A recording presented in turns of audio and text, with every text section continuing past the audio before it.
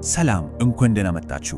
በዛሬው ማብራሪያችን በሰውነታችን ውስጥ ስለሚገኘው እጅግ አስገራሚ ክፍል ስለ አእምሮአችንና አንዳንዴ በውስጡ ስለሚፈጠረው የኤሌክትሪክ ማዕበል እንነጋገራለን። ብዙ ጊዜ በህብረተሰባችን ዘንድ በግልጽ የማይታወቀውን እንዲያውም የተሳሳተ ግንዛቤ የሚሰጠውን የሚጥል በሽታና ማንቀጥቀጥን በተመለከተ ያሉትን ሳይንሳዊ እውነታዎች አብረን እንፈትሻለን። ታዲያ ይህ የጤና እክል በትክክል ምንድነው? እንዴትስ ማስተዳደር እንችላለን የሚለውን በሚገባው እናያለን። እስኪ ታሪኩን ወደ ኋላ መለስ ብለን እንመልከት። በጣም የሚገርም ነገር ነው የምናገኘው። በጥንት ዘመን ሰዎች ይህንን ሁኔታ ቅዱስ በሽታ በማለት ከተፈጥሮ በላይ የሆነ ኃይል ወይም የክፉ መንፈስ ቅጣት አድርገው ያስቡት ነበር። ነገር ግን ከክርስቶስ ልደት በፊት በ5ኛው ክፍለ ዘመን ታዋቂው የሕክምና አባት ሂፖክራቴስ ይህ አስተሳሰብ ፈጽሞ ስህተት መሆኑን አሳመነ። ችግሩ መንፈሳዊ ሳይሆን መነሻውን በአእምሮ ውስጥ ያደረገ ባዮሎጂያዊ የጤና እክል መሆኑን በግልጽ አብራራ። እናም ልክ ነበር። ይህ በእርግጥም በአእምሮ ውስጥ የሚፈጠር የኤሌክትሪክ ማዕበል እንጂ ሌላ ምንም አይደለም። እንግዲህ ለዛሬ ያዘጋጀናቸው አበይት ነጥቦች እነዚህ ናቸው። በመጀመሪያ ማንቀጥቀጥና የሚጥል በሽታን ምንነት እንረዳለን። በመቀጠል መንስኤዎቹና አነቃቂዎቹን እንለያያለን። ከዛም ማንቀጥቀጥ አይነቶችን፣ ምርመራና የሕክምና አማራጮችን እንመለከታለን። በመጨረሻም ከሚጥል በሽታ ጋር መኖር ምን እንደሚመስል እና ለድንገተኛ ማንቀጥቀጥ የሚሰጥ የመጀመሪያ እርዳታን እናያለን። እሺ፣ በቀጥታ ወደ መጀመሪያው ክፍላችን እንለፍ። ማንቀጥቀጥንና የሚጥል በሽታን መረዳት። አሁን እነዚህን ሁለቱም መሰረታዊ ቃላት በግልጽ እንለያቸው። ማንቀጥቀጥ ወይም በሕክምናው አጠራር ሴዠር የምንለው በአእምሮ ውስጥ ያሉ ነርቮች በአንድ ጊዜ ያልተለመደና ፈጣን የሆነ የኤሌክትሪክ መልእክት ሲያስተላልፉ የሚፈጠር ድንገተኛ ክስተት ነው። የሚጥል በሽታ ወይም ኤፒሌፕሲ ደግሞ አንድ ሰው ያለምንም ውጫዊ ምክንያት ተደጋጋሚ የማንቀጥቀጥ ሁኔታዎች ሲያጋጥሙት የሚሰጥ የሕክምና ስያሜ ነው። አያችሁ አይደል? ማንቀጥቀጥ ክስተቱ ሲሆን የሚጥል በሽታ ደግሞ ስር የሰደደው የጤና ሁኔታ ነው። ስለዚህ አንድ ጊዜ ማንቀጥቀጥ ስላጋጠመው ብቻ ሰውየው የሚጥል በሽታ አለበት ማለት አይደለም። እዚህ ላይ በጣም የሚገርመው የጉዳዩ ስፋት ነው። በዓለም አቀፍ ደረጃ ወደ 50 ሚሊዮን የሚጠጉ ሰዎች ከዚህ የጤናው እክል ጋር ይኖራሉ። አስቡት፣ 50 ሚሊዮን ሰው። ይህ ማለት በሽታው እጅግ በጣም የተለመደ ነው ማለት ነው። ማንም ሰው በማንኛውም ዕድሜ፣ ጾታ ወይም ዘር ሊያጋጥመው ይችላል። ይህንን ግዙፍ ቁጥር ማወቃችን ሁኔታውን እንደ ተራ የጤና እክል እንድንመለከተው እና በማህበረሰባችን ውስጥ ያለውን መገለል እንድንቀንስ በእጅጉ ይረዳናል። ወደ ሁለተኛው ክፍላችን ስናልፍ መንስኤዎቹን እና አነቃቂዎችን እንመለከታለን። ይህኛው መረጃ ደግሞ ይበልጥ አስቀያሚ ነው። ከሚጥል በሽታ ጋር ከሚኖሩት ሰዎች መካከል ለግማሾቹ ለ50 በመቶዎቹ በሽታው ከየት እንደመጣ ወይም ዋነኛ መንስኤው ምን እንደሆነ እስካሁን በትክክል አይታወቅም። ለቀሪዎቹ 50 በመቶዎቹ ግን በሕክምናው ዓለም ሊለዩ የሚችሉት የታወቁ ምክንያቶች አሉ። ታዲያ እነዚህ የታወቁት መንስኤዎች ምንድን ናቸው? ባጭሩ ማንኛውም የአእምሮን መደበኛ አሰራር የሚያስተጓጉል ነገር ለሚጥል በሽታ ሊያጋልጥ ይችላል። ለምሳሌ ከባድ የጭንቅላት አደጋዎች፣ አእምሮን በቂ ኦክሲጅን የሚያሳጡ እንደ ስትሮክና የልብ ድካም ያሉ ችግሮች፣ የአእምሮ እጢዎች እና እንደ ማጅራት ገትር ያሉ ከባድ ኢንፌክሽኖች ዋነኞቹ ናቸው። በተጨማሪም የዘረመል ወይም የጄኔቲክ ለውጦች በተለይም በልጆች ላይ ለሚታየው የሚጥል በሽታ ትልቅ ሚና ይጫወታል። እሺ፣ እዚህ ጋር አንድ ቁልፍ ነገር ግልጽ እናደርግ። መንስኤዎቹን እና አነቃቂዎቹን ወይንም በእንግሊዝኛው ትሪገርስ የምንላቸውን በደንብ መለየት አለብን። አነቃቂዎች ራሳቸው በሽታውን አያመቁም። ነገር ግን በሽታው ላለባቸው ሰዎች የማንቀጥቀጥ ሁኔታውን ድንገት ሊቀሰቅሱ ይችላሉ።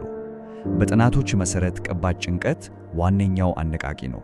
ከዚህ በተጨማሪም የእንቅልፍ እጦት፣ አልኮል ማብዛት ወይም ማቋረጥ፣ የውሃ እጥረት፣ አልፎ ተርፎም እንደ ዲስኮ መብራቶች ያሉ ብልጭልጭ ብርሃኖች በአንዳንድ ሰዎች ላይ የኤሌክትሪክ ማዕበሉን ሊቀሰቅሱ ይችላሉ። ሶስተኛው ክፍላችን የማንቀጥቀጥ አይነቶችን ይዳስሳል። የኤሌክትሪክ ማዕበሉ አእምሮ ውስጥ እንዴት እንደሚከሰት መሰረት በማድረግ ዋነኞቹ ሁለት ምድቦች እነዚህ ናቸው። ፎካል የምንለው በአንድ የተወሰነ የአእምሮ ክፍል ብቻ የሚጀምር ሲሆን ግለሰቡ እንግዳ የሆኑ ስሜቶችን ሊሰማው ወይም እጁን ብቻ ደጋግሞ ሊያንቀሳቀስ ይችላል። አንዳንዴም ምንም አይነት የንቃት መጥፋት ላያጋጥም ይችላል። በሌላ በኩል ጀነራላይዝድ የምንለው ደግሞ የኤሌክትሪክ መዛባቱ በሁለቱም የአእምሮ ክፍሎች ላይ በአንድ ጊዜ ሲከሰት ነው። በዚህ ጊዜ አብዛኛውን ጊዜ ራስን መሳት እና ከፍተኛ የሰውነት መወራጨት ወይም መኮማተር ይከሰታል። ይህ የጀነራላይዝድ ማንቀጥቀጥ በራሱ የተለያዩ ቅርጾች አሉት። ህብረተሰቡ በብዛት የሚያውቀው ቶኒክ ክሎኒክ የሚባለውን ነው። በዚህ ጊዜ ሰውነት ይገተሩና ይንቀጠቀጣል። ነገር ግን አብሰንስ የሚባለው አይነት ደግሞ በቀላሉ ላይታወቅ ይችላል። በተለይ በህፃናት ላይ ለአጭር ሰከንዶች ንቃታቸውን ያጡና ባዶ ቦታ ላይ ያፍጥጣሉ። ማዮክሎኒክ ደግሞ ፈጣንና አጭር የጡንቻ መወላጀት ሲሆን፣ አቶኒክ የሚባለው ድንገት የጡንቻ ኃይል ስለሚጠፋ ግለሰቡ መሬት ላይ እንዲወድቅ ያደርጋል። እነዚህ ሁሉ የዚያኑ የአንድ የኤሌክትሪክ ማዕበል የተለያዩ መግለጫዎች ናቸው። ክፍል 4 ምርመራ እና የህክምና አማራጮች። አሁን ደግሞ ወደ መልካሙ ዜና እንምጣ። እጅግ ተስፋ ሰጪ የሆነው እውነታ፣ የሚጥል በሽታን ማከም ይቻላል። እስከ 70% የሚሆኑት ታካሚዎች ትክክለኛውን የጸረ ማንቀጥቀጥ መድኃኒት በመውሰድ ብቻ በሽታውን ሙሉ በሙሉ መቆጣጠር ይችላሉ። አስቡት፣ 70%! ይህ ማለት ያለምንም ስጋት ትምህርታቸውን፣ ስራቸውን እና መደበኛ ህይወታቸውን በነፃነት መምራት ይችላሉ ማለት ነው። ታዲያ መድኃኒት ስለሚያስቸግራቸው ለቀሪዎች 30% አካባቢ ታካሚዎችስ መፍትሄው ምንድን ነው? መድኃኒት በቂ ካልሆነ ሌሎች አስደናቂ የህክምና አማራጮች አሉ። አንደኛው ቀዶ ጥገና ሲሆን የኤሌክትሪክ ማዕበሉ የሚነሳበትን የተወሰነ የአእምሮ ክፍል በጥንቃቄ ማስወገድን ያካትታል። ሌላው ደግሞ በቆዳ ስር የሚተከል እና ወደ አእምሮ አነስተኛ የኤሌክትሪክ መልእክት በመላክ ማንቀጥቀጥን የሚያስቆም ዘመናዊ መሳሪያ መጠቀም ነው። በተለይ በልጆች ላይ ኪቶጀኒክ የተባለ ከፍተኛ ስብና አነስተኛ ካርቦሃይድሬት ያለው ልዩ አመጋገብ የአእምሮን ሜታቦሊዝም በመቀየር አስገራሚ ውጤት ሊያመጣ ይችላል። ቀጣዩ ክፍላችን 5 ከሚጥል በሽታ ጋር መኖር። ከሚጥል በሽታ ጋር መኖር ከባዮሎጂያዊ የጤና እክል ባሻገር ከባድ ማኅበራዊና ስነ-ልቦናዊ ፈተናዎችን ይዞ ይመጣል። ብዙ ጊዜ ታካሚዎችን ከበሽታው ይልቅ የህብረተሰቡ መገለል እና የተሳሳተ አመለካከት ሊጎዳቸው ይችላል።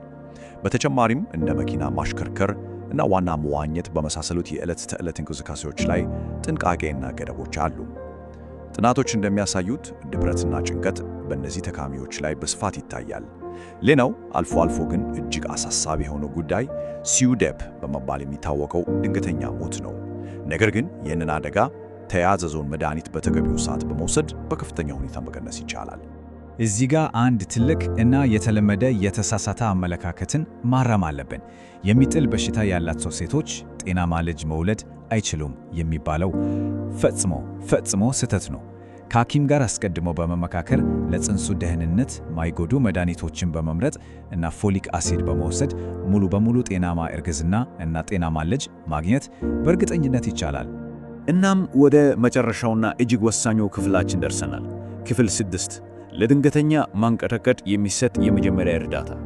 ማናችንም ብንሆን በማንኛውም አጋጣሚ በአካባቢያችን ያለ ሰው ሲንቀጠቀጥ ብናይ በፍጹም መደናገጥ የለብንም። ልንወስዳቸው የሚገቡ 4 ወሳኝ እርምጃዎች እነሆ። በመጀመሪያ መረጋጋት እና እርዳታ እየጠየቁ የጀመረበትን ሰዓት መመልከት። ሁለተኛ ምራቅ ወይም ትውከት ትንፋሽ እንዳይዘጋው ግለሰቡን በጎን በኩል ማጋደም። ሶስተኛ ጭንቅላቱ መሬት ጋር የተጋጭ እንዳይጎዳ ከስሩ ለስለሳ ነገር ለምሳሌ እንደ ጃኬት ወይም ትራስ ማድረግ። አራተኛ በአንገቱ ዙሪያ ያሉትን እንደ ከራባት ወይም ቁልፍ ያሉትን ነገሮች ፈታ ማድረግ። ዋናው ግባችን አየር በአግባቡ እንዲገባ ማድረግና ግለሰቡን ከአደጋ መጠበቅ ነው። አሁን ደግሞ በፍጹም ማድረግ የሌለብንን ነገሮች እናንሳ። ዋነኛው ስህተት ግለሰቡ አፍ ውስጥ ማንኪያ፣ እንጨት ወይም ጣት ማስገባት ነው። ይህ ጥርስን ሊሰብር ወይም የባሰ መታፈንን ሊያመጣ ይችላል። ስለዚህ አፋቸው ውስጥ ምንም አታስገቡ። በጉልበት ለመያዝ ወይም እንቅስቃሴያቸውን ለማስቆም አትሞክሩ። አደጋ ሊያደርሱ የሚችሉ ዕቃዎችን ከአካባቢው ማራቅ ብቻ በቂ ነው። ከጎናቸው አትለዩ። እርዳታ እስኪመጣ አብራቸው ቆዩ።